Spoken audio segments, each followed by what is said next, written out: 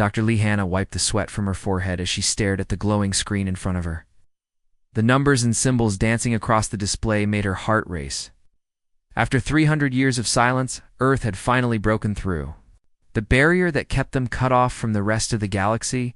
"Commander Park," she called out, her voice echoing in the underground laboratory buried deep beneath Seoul. "You need to see this right now." Commander Park Jin-ho looked up from his desk where he had been reviewing security reports. His gray hair was messy from running his hands through it, and his uniform showed the wear of someone who had been working without sleep for days. He walked over to Hannah's workstation, his boots clicking on the metal floor. "What did you find?" he asked, leaning over her shoulder to look at the screen. Hannah pointed to the scrolling text. "I finally cracked their communication system.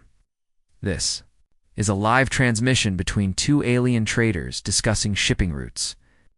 Her finger traced along the words as they appeared. "Look here, they mention our solar system." Park squinted at the alien text that had been translated into Korean. "Characters, Sector 7 Alpha, Restricted Zone," he read aloud. His face grew dark. "They don't even call it the Sol system anymore." "That's not the worst part," Hannah said, her voice barely above a whisper. She pulled up another file on her screen. "I've been monitoring their transmissions for weeks now, Commander. According to their official records, there is no intelligent life in our sector. No humans, no Earth. We don't exist." The weight of her words hit Park like a physical blow. He had lived through the quarantine. He remembered the day the alien ships had surrounded Earth and placed the energy barrier around their entire solar system. The Galactic Council had declared humanity too dangerous for space travel. Or said humans were too violent, too unpredictable, to be trusted among the civilized species of the galaxy. But this was different. This wasn't just keeping humans locked away. This was pretending they had never existed at all. "Show me everything," Park ordered, pulling up a chair beside her. Hannah's fingers flew across the holographic keyboard. Screen after screen of intercepted communications filled the air around them. Trade agreements, diplomatic messages, scientific reports, all of them treating the human solar system like an empty patch of space. "Here," she said, highlighting a particular message. "This is from last month. A waste disposal company asking for permission to dump toxic materials in Sector 7 Alpha. The response says it's approved because the sector is uninhabited." Park's hands clenched into fists. "They're using our home as a garbage dump." "It gets worse," Hannah continued, her voice shaking. "I found records of human colonies that were established before the quarantine. The settlements on Kepler 44b, the research station on Proxima Centauri b, the mining operation on Wolf 1061c. All of them are listed as decommissioned in the alien records." "What does that mean?" Park asked, though he feared he already knew the answer. "I think it means they destroyed them," Hannah said quietly. "And anyone who survived, ... She pulled up another file. This one showed shipping manifests and slave trade. Records, hidden in the coded language, were references to Class 7 laborers and Terran stock being moved between different worlds. Park stood up so quickly his chair fell over. "They didn't just erase us from their history books. They sold our people." The laboratory fell silent except for the humming of the quantum computers around them. Both scientists stared at the evidence of humanity's erasure from galactic civilization. For 3 centuries, Earth had been completely cut off from the rest of the universe. They had assumed it was punishment. Now they knew it was something much worse. "How long until we can establish a proper communication network?" Park asked, his voice cold and controlled. 6 months if we work around the clock," Hannah replied. "Maybe less, if we can get more resources allocated to the project." Park nodded, already making plans in his head. "Do it. I need to contact the Global Defense Council immediately." As Hannah began shutting down her equipment for the night, she looked. Around the underground facility that had become her second home, the walls were lined with technology that would have seemed like magic to the humans who lived before the quarantine. Fusion reactors provided unlimited clean energy. Quantum computers processed information at impossible speeds. Artificial intelligence systems managed the hidden cities that had been built beneath the Earth's surface. All of this had been developed in secret. During their 3 centuries of isolation, while the aliens had forgotten about humanity, humans had been growing stronger, smarter, and more advanced than ever before. Kamana called out as Park reached the door. "What are we going to do with this information?" Park turned back to her, and she saw something in his eyes that made her shiver. It wasn't anger exactly, though. There was plenty of that. It was something colder, more patient. It was the look of someone who had just realized they held all the cards in a game. Their opponents didn't even know they were playing. "We're going to remind the galaxy why they were afraid of us in the first place," he said quietly. "But first, we're going to make sure they never forget us again." The door closed behind him with a soft hiss, leaving Hannah alone with the glowing screens that showed humanity's stolen history. Outside, she knew. The hidden cities of Earth were humming with activity as millions of humans lived and worked in the underground civilization they had built during their exile. The galaxy thought humanity was gone. Soon they would learn just how wrong they were.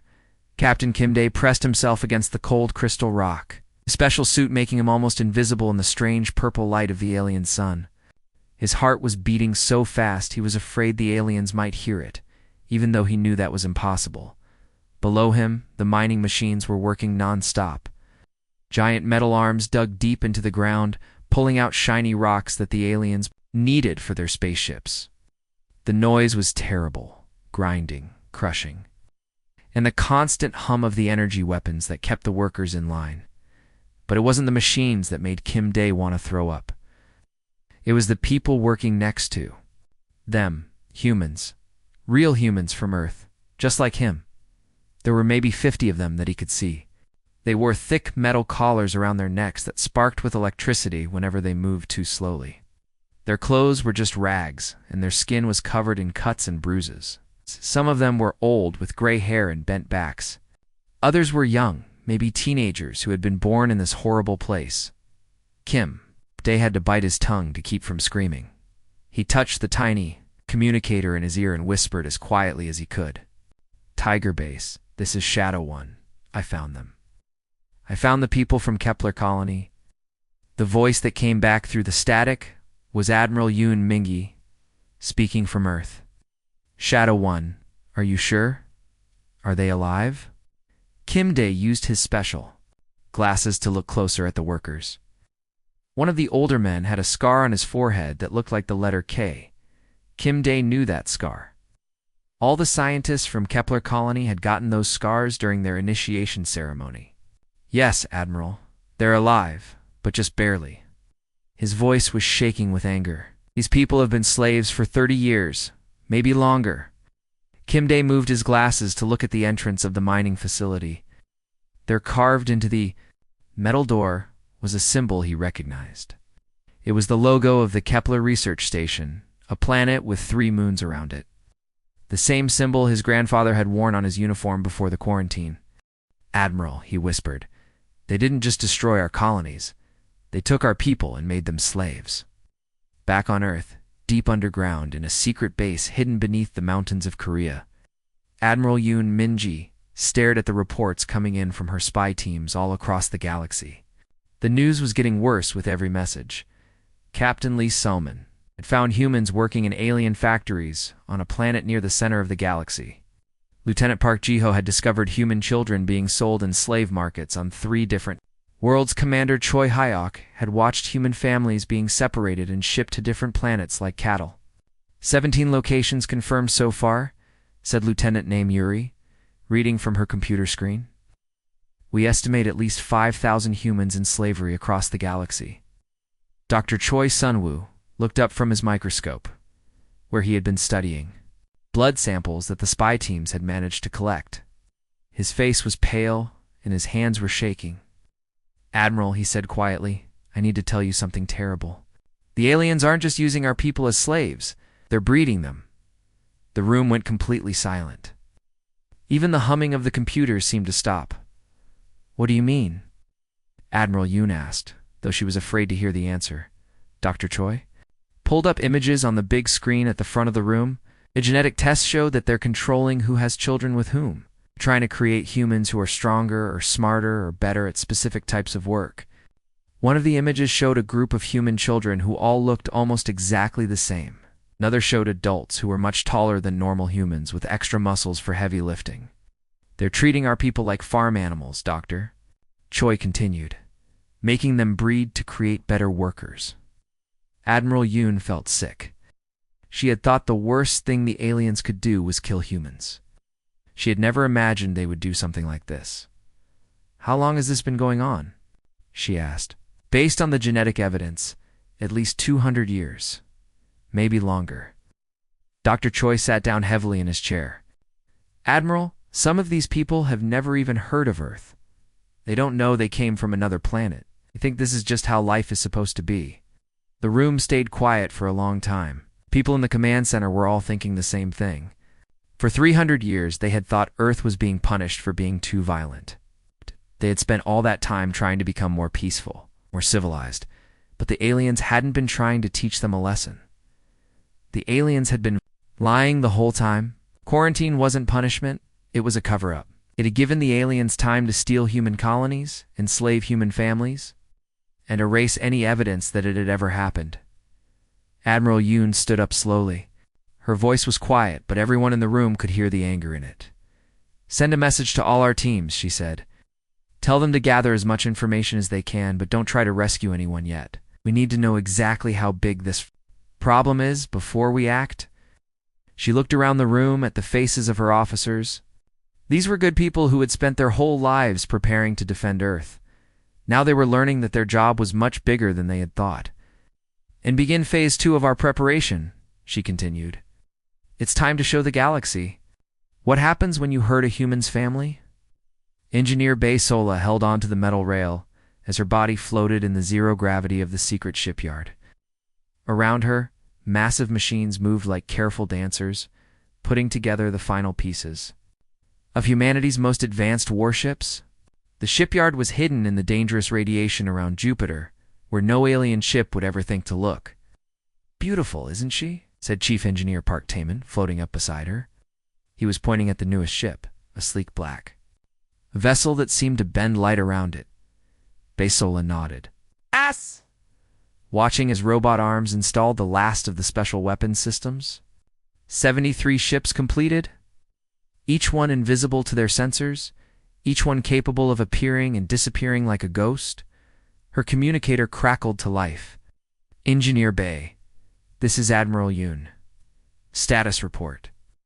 Admiral Yoon's voice sounded older now after 50 years of planning, but it still carried the same iron determination that had kept humanity focused during the dark years of discovery. "Admiral, we have 73 Vengeance-class ships ready for battle," Bae Sola reported. "Each ship is equipped with the nanite swarms and quantum weapons as requested." "Excellent work. Are the dimensional shift drives functioning properly?" Bae Sola looked at the test results on her tablet. Yes, Admiral." "Our ships can slip between dimensions, making them completely invisible until they choose to attack. Aliens won't see us coming until it's too late." Meanwhile, back on Earth's surface, Professor Han Wook sat in a room filled with hundreds of computer screens. Each screen showed a different part of the galaxy, and each one was connected to a human agent who had spent years learning to live among the aliens. "Ghost network control to all agents." He spoke into his headset. "Report your status." The responses came in from across the galaxy. Agent Kim Myra reported from the alien capital world, where she had spent 20 years working as a translator. Agent Lee Dongwoo checked in from a major trading post where he had built a successful business. Agent Park Nari confirmed her position inside the Alien Military Command Center, where she had worked her way up to become a trusted advisor. "All 200 agents reporting ready, Professor," said his assistant, Lieutenant Choi Yuna. "We have people inside the alien government, their military, their businesses, and their communication networks. They trust us completely." Professor Han smiled grimly. "They trust us because they don't even know we're human. After 50 years of hiding among them, our people have become perfect chameleons. Some of the agents were former slaves who had escaped and learned to blend in with alien society. Others were their children, born in alien space, but raised to remember their human heritage. Many had undergone medical procedures to change their appearance. allowing them to pass as different alien species. Agent Songjun reports that she has access to the main defense grid on Centauri Prime. Lieutenant Choi continued reading from her screen. Agent Yoon Sagan confirms he can disable the communication systems on 12 different worlds simultaneously. In the main command center. Deep beneath Seoul, Admiral Yoon Minji stood before a massive holographic map of the galaxy. Red dots showed the locations of every human agent, every secret base, every hidden weapon cache that had been built over the past 50 years. She said quietly to herself. 50 years of being ghosts in their galaxy. Fleet Commander Kim Dae approached her, carrying a tablet with the final attack plans. He was older now, his hair gray, and his face lined with years of careful planning. But his eyes still burned with the same anger he had felt when he first saw humans in chains. "Admiral, the target list is complete," he said, handing her the tablet. "We can hit every major military installation, every command center, and every communication hub in the galaxy simultaneously." Admiral Yoon scrolled through the list of targets, casualties, minimal, as requested. "We're targeting buildings and machines, not people. Our weapons are precise enough to disable their military without harming civilians." "Good."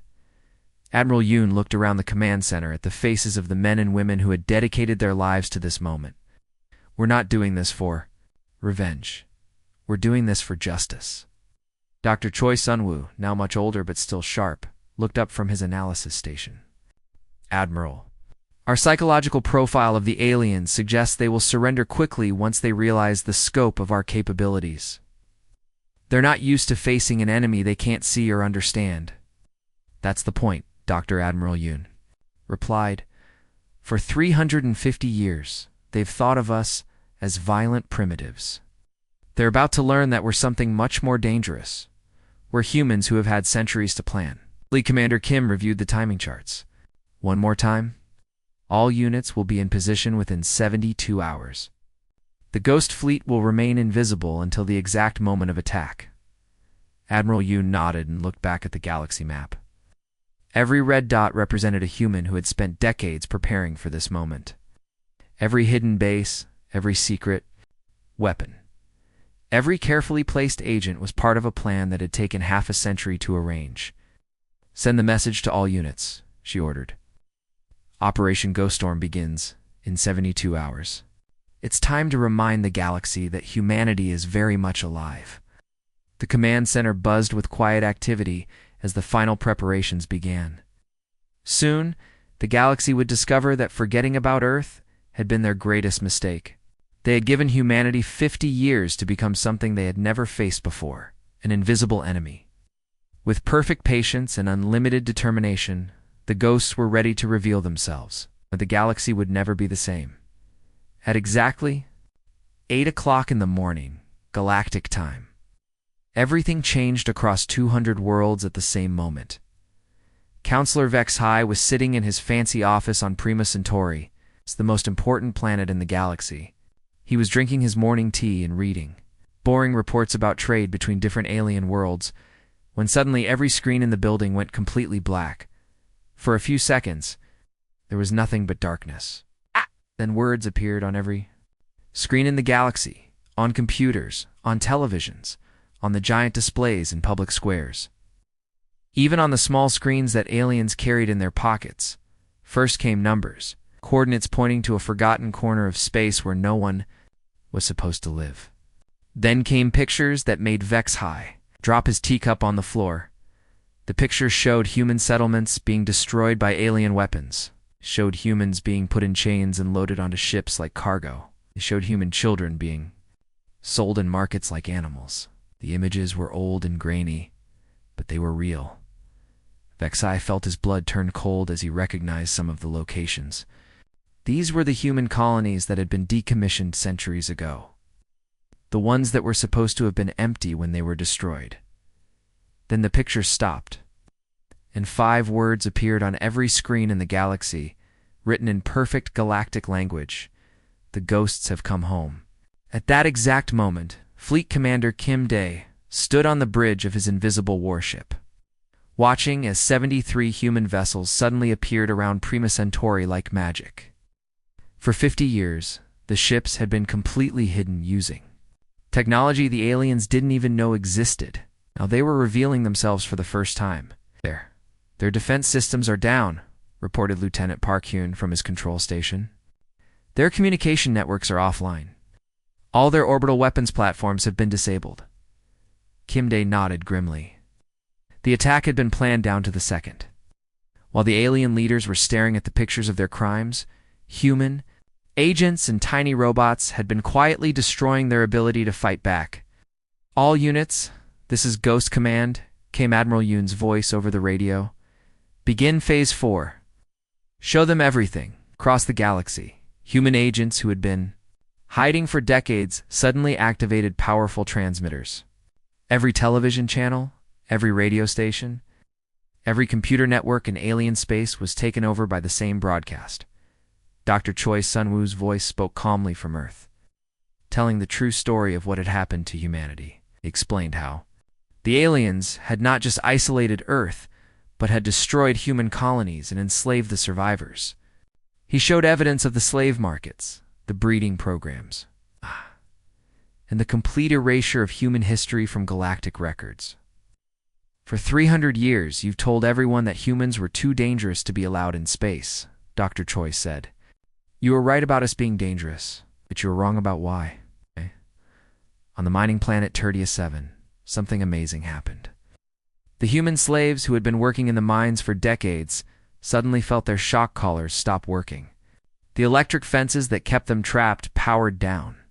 The doors to their prison cells opened by themselves. An old man named Kim Jong-soo, who had been a slave for 30 years, looked up at the sky in wonder.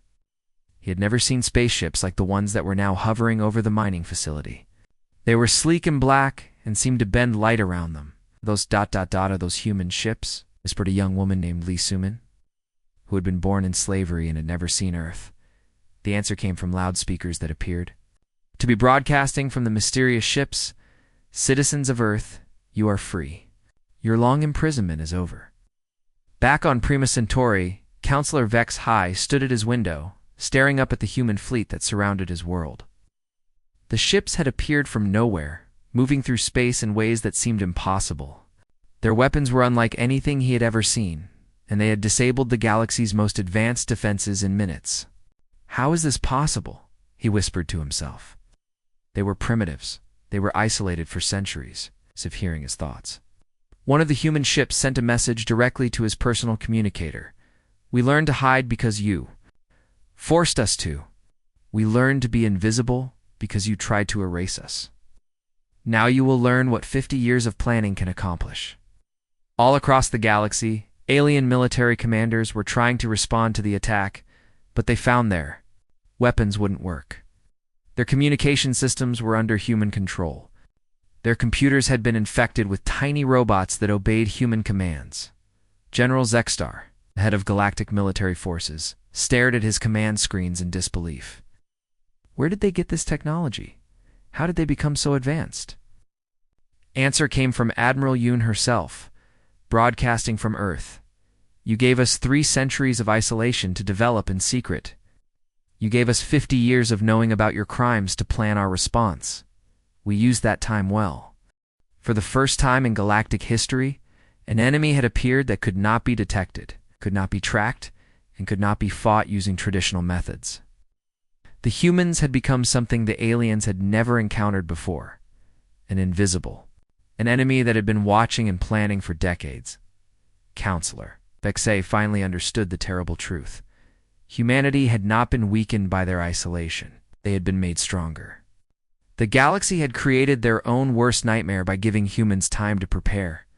The ghosts had indeed come home, and they were nothing like what the galaxy had expected. 6 months had passed since the day the galaxy learned that humanity was still alive.